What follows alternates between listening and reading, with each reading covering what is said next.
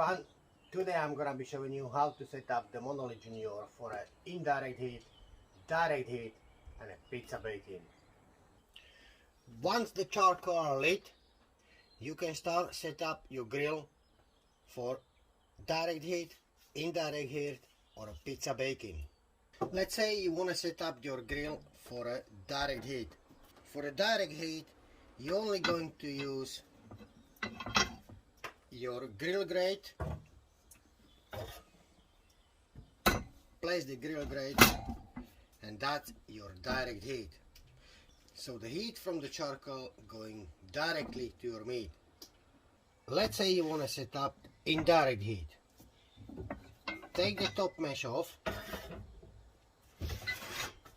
Place your heat deflector in your specific position. Make sure it's in the middle and then place your grill grate. This is how you're going to set up your indirect heat. Let's say you want to do a pizza. For the pizza you want to do a direct heat. So let's take out the heat deflector. Use your heat deflector on the top and use your pizza stone on top of that. This is how you would bake the pizza.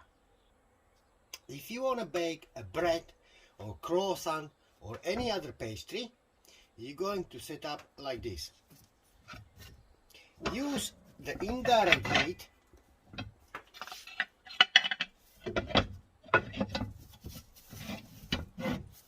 with the grill grate on top, with the pizza stone on top of the grill grate. This is how you're going to set up your baking. It's basically exactly the same like you would do in normal household oven.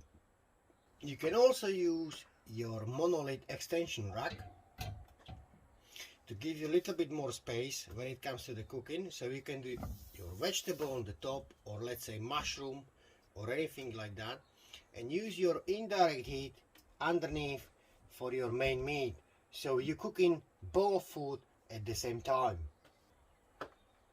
And that would be a quick video how to set up the Monolith Junior.